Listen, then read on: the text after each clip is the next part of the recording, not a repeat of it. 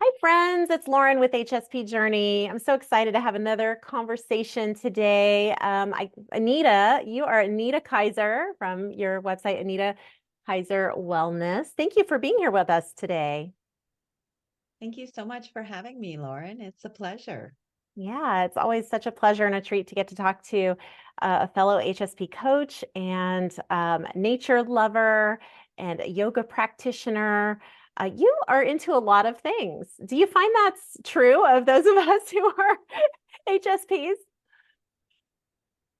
Yeah, well, I definitely think, as HSPs, I think most of us have a fair bit of trauma, which then creates a lot of different avenues of interest to work that through. And so the more we've done a lot of work, most of us are on the journey to do work, and then we get to know ourselves and what really lights us up. Ooh, I love that. I love that. So kind of the phoenix of through the ashes, you're born again into a new awareness of oneself, kind of what makes you passionate, what lights your fire. I like that.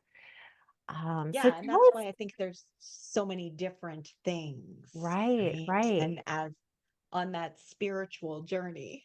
Yes. So tell me, you said you've been coaching around 5 years, and who do you tend to work with in your practice most?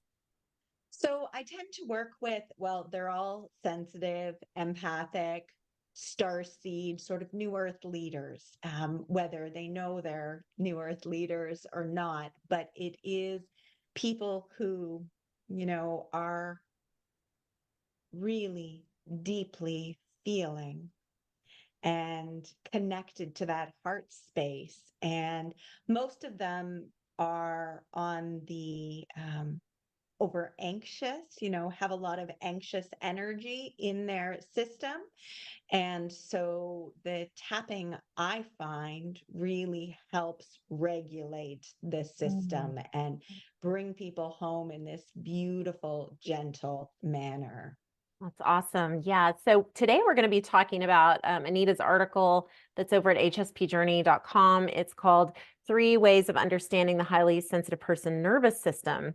And EFT, emotional freedom technique. Is that where the tapping comes out of? There's a link for those of you that want to pop over to the article and read it. There is a link to a video on tapping. It says free to be me tap along by Anita. There's a link in the video or in the article. So I didn't get a chance to watch it. I'm going to be excited to go over and look at that. So tell us, you are pretty fired up about the nervous system, especially for sensitive people.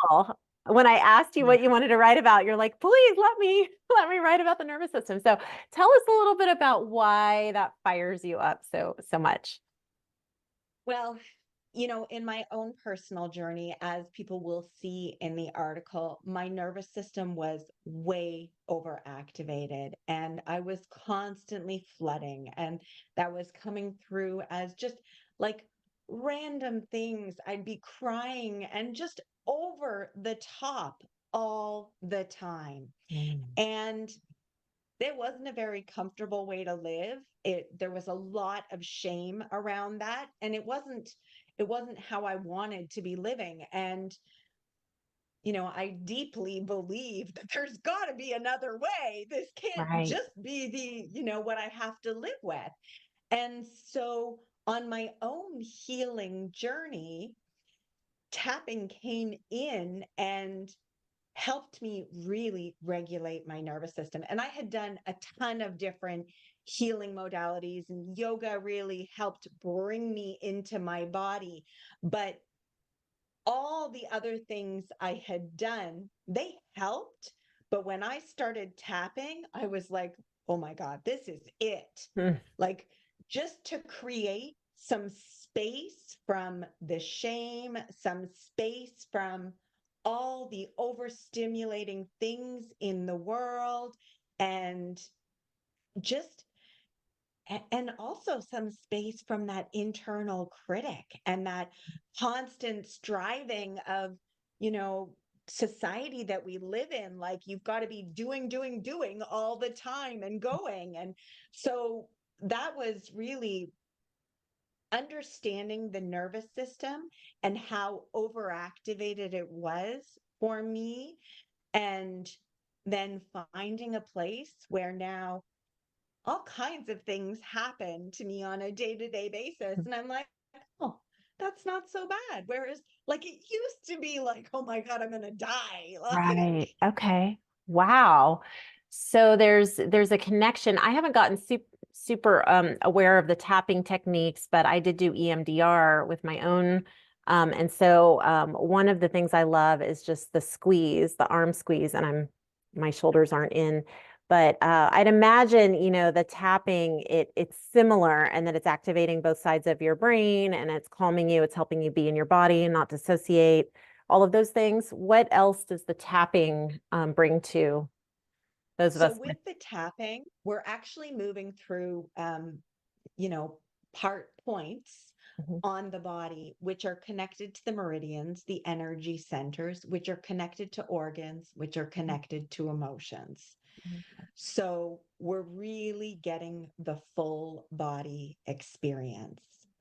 And so, with the nervous system, with a lot of the coaching healing work that I was doing prior, we would start talking about things that were just too much for my system. And they mhm, didn't, it's not even that they were big things. It was just my system was like, no, no, we're not doing this. It's too much. And so with the tapping, then I was able to move slower, create gentleness, where, to get away from that really like it's really was the energy of desperation that was mhm. running in my system, keeping me moving fast, fast, fast. Because that was what I saw. Okay. That was what I thought we had to do. That didn't Yeah. seem there was another choice. So, Right. Wow.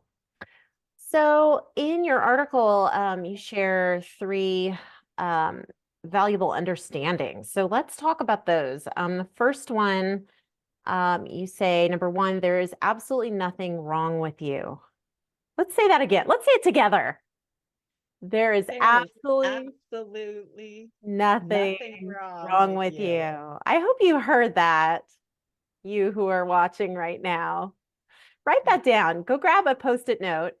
I'm going to grab one too. Yeah. And write it down. Grab a post-it. Everybody has them. Write it down. Stick it on your computer today. This will help you. Okay, Anita, Yeah. tell us. And I think it's such an important piece because a- as I said in the article, like I thought I was damaged goods. I thought I was broken. And for a long, long time I was like, Yeah, geez, this is not how I want to walk through life, feeling right. broken. And of course, when you feel like that, you're susceptible to, whatever is going on out there, whatever people want to tell you. It all feels so like, you know, intense. And so not only now do I not feel broken, I also love myself, even when I make mistakes that, oh, that's kind of a silly mistake. But like the internal critic, that like there's deep love Mhm, for all aspects of myself. So I really want people to understand that there's nothing wrong with them. mhm, mhm. Yeah, I find the more I and also others just get educated on what it means to be highly sensitive. So that could mean going over to Amazon and getting The Highly Sensitive Person by Dr. Elaine Aron, which is the seminal work on the trait, and reading that. And it's a lot to take in. So, reading a chapter and like journaling about it, going back to it, highlighting or underlining things, and then asking yourself, like, does this resonate for me? And what makes sense for me? Because not every single aspect of the trait may resonate, and that's why there's like a scale. And you could be in the middle, or high, or super high. Um, Yeah. and none of it really has a whole lot of importance except for you to understand you.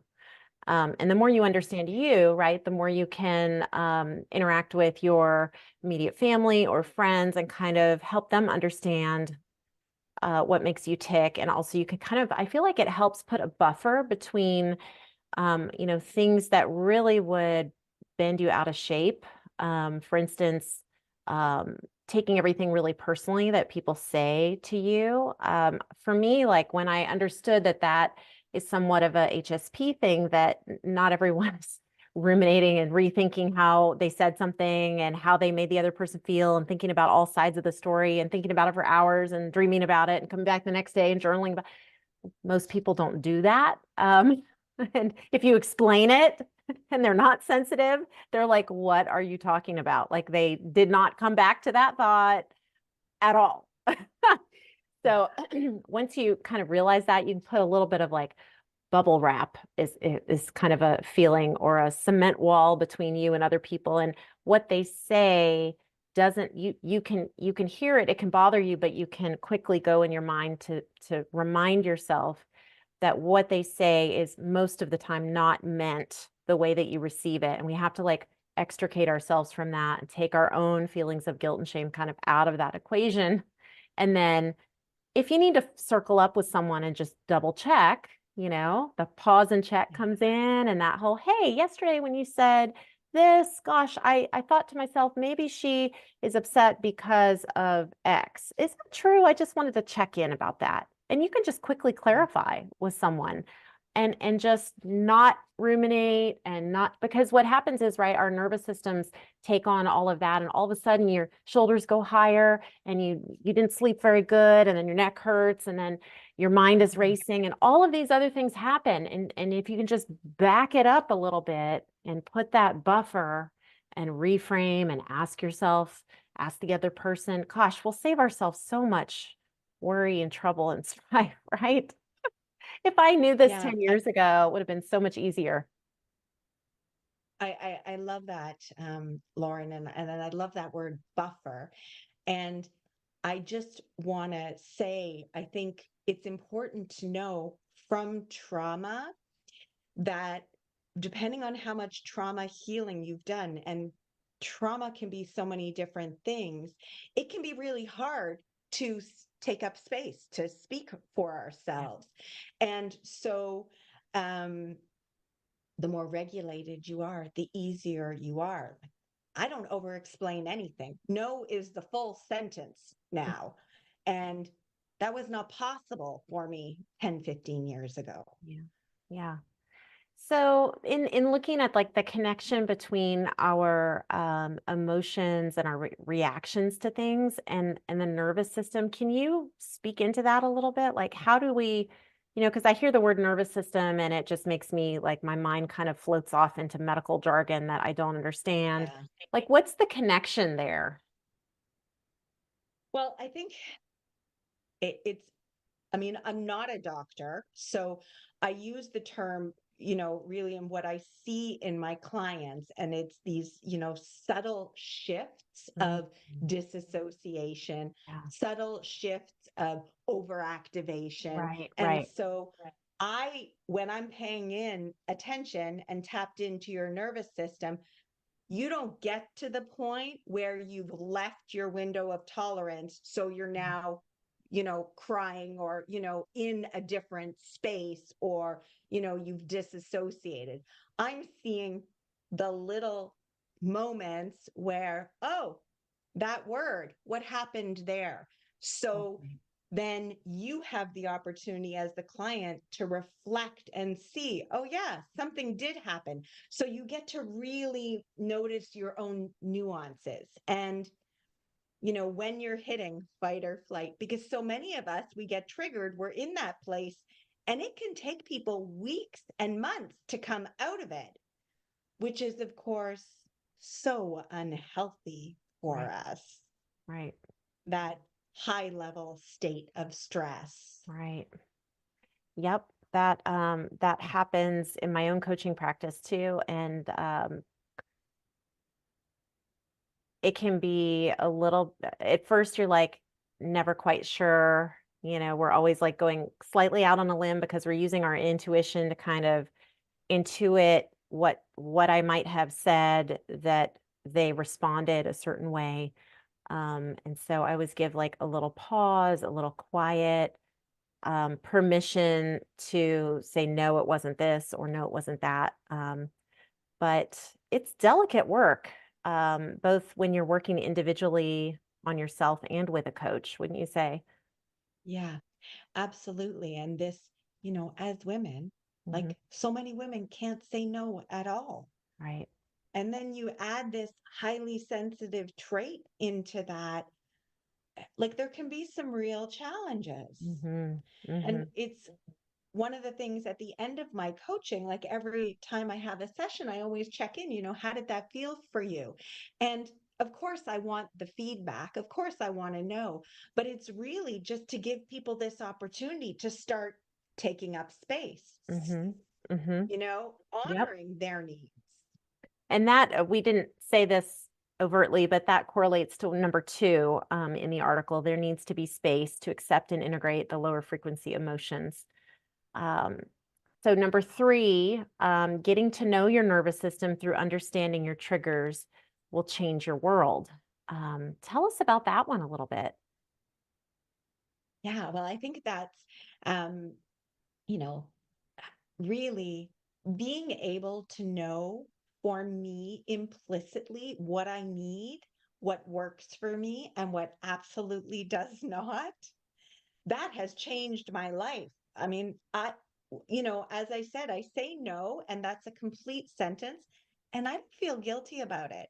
If it doesn't work for me, if I don't have the energy for it, if it's, and for example, for me, the telephone, you know, whenever I'm on the phone, I can just feel my energy just dripping out.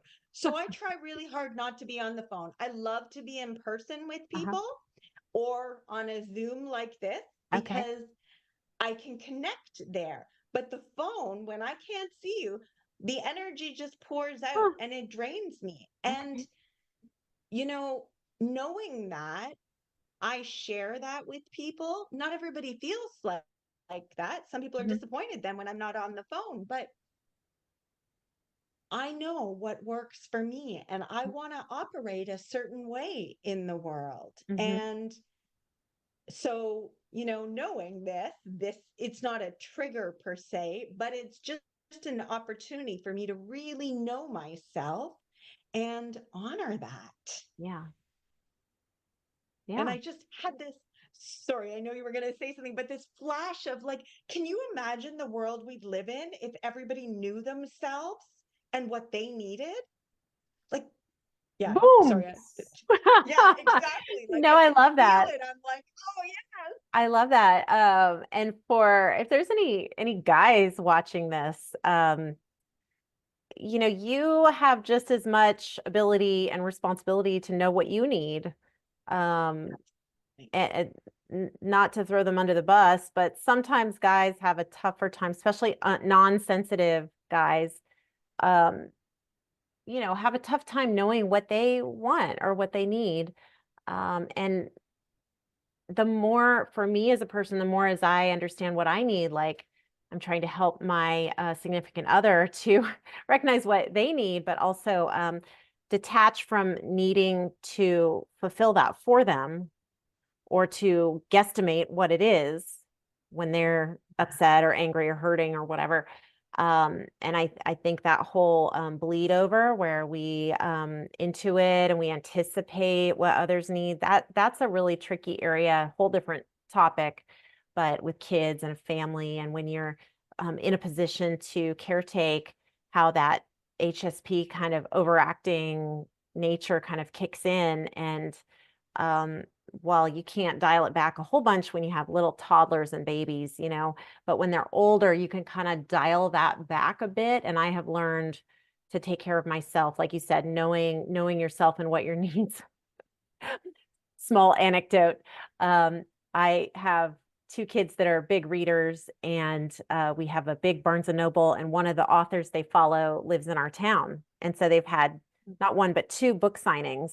The first book signing, It was like 4 or 5 years ago. And it was a frustrating thing because you go and you wait and you get the book and you wait and you wait and you wait and you wait. And then they call you up. Well, I had forgotten how terrible it was. For me, not that I wouldn't love to be hanging out in a bookstore, but it's packed and it's like on a Tuesday night or something. And so the younger child wanted to go because the older one was in college. So she bought 2 books to go get this done. Well, it was on a Sunday and it started at like 3:30 and there were like 600 people and it was very clear it wasn't going to finish up. And so I was so far beyond my boundaries, my Sunday boundaries of not doing extra stuff that I don't need to do, my Sunday evening boundaries, my parenting like all of those things. And I was like trying to hold it together and not be too frustrated, but my nervous system was overstimulated by the people and the waiting and the disorganization. And but as I calmed myself down, then by the end of the night, and we ended up leaving and coming back, at the end of the night, I said to my child, I love you. I'm so happy you follow this author, but I can't participate in this again. Like I can drop you off, I can pick you up, but like I cannot do this type of event again. I'm sorry. Yeah. I love you. Yeah. And So, like it took a while, right? That's like 5 years between events. And sometimes we forget, like with holidays coming, of we course. forget like, oh, I don't want to be in a tiny, a relative small house with 20 people for 6 hours. Like I don't want to do that. Um, so anyway, this whole game, we're learning, we're growing. None of us are ever done. So don't feel like if you haven't figured out this stuff, if you're watching, you're not alone. We are all working on it day by day, week by week, month by month. And I would say it's inches and not miles. We're working inches at a time, building the slow journey of learning about ourselves and who we are.